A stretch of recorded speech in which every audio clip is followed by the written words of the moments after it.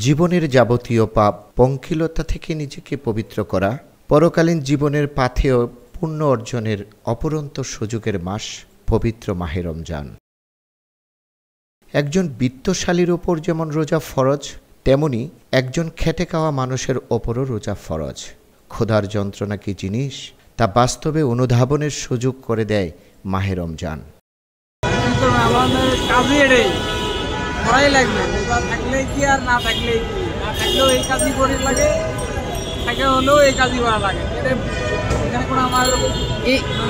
বিরক্ত হওয়ার কোনো কারণ নেই। আমার কাজ পেশাই এটা, বিরক্ত হলে এটা পেশা ছাড়তে কি করবো, কি করবো? বেশি বিক্রি কাকা তেমন সুবিধা না, দেখেনি তো সব মাল শুরু হয়ে গেছে। কোনো দিন একটু ভালো হয়, কোনো দিন একটু খারাপ। আমার তো ভালো লাগতেছে। আমরা তো রাষ্ট্র দোকানদারি করি, ওই জমি ইফতার করতে পারি। মাহে রমজান এবং শ্রমজীবী মানুষের গল্প নিয়ে আপনাদের সাথে আছি আমি রফিকুল ইসলাম। রোজার অন্তর্নিহিত সারমর্মের একটি অংশ হল অভাবী মানুষের ক্ষুধার কষ্ট অনুধাবন করা। এ কষ্টের অনুধাবন করে শ্রমজীবী মানুষের প্রতি যেন সদয় হই আমরা।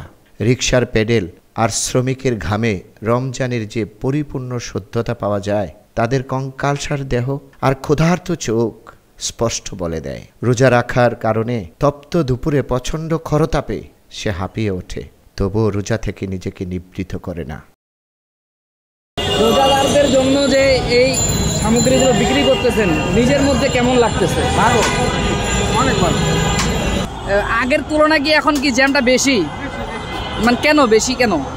অনেক বেশি, আগের থেকে অনেক বেশি।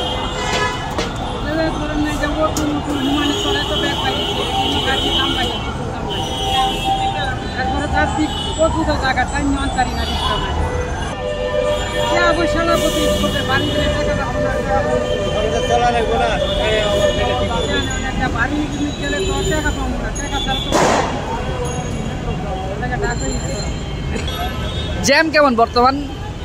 মোটামুটি জ্যাম আজকে বহুত বেশি, আজকে জ্যাম বেশি। ঠিক মতো ভাড়া মারতে পারেন জ্যামের জন্য? জ্যামের জন্য ঠিক মতন ভাড়া মারান যায়, ঘন্টা ঘন্টা পরে থাকে নাকি ফটো মধ্যে থাকছিলাম, থেকে না সমস্যা পরে। হে জীবন সংগ্রামী মানুষ, তোমাদের প্রতি শুভকামনা।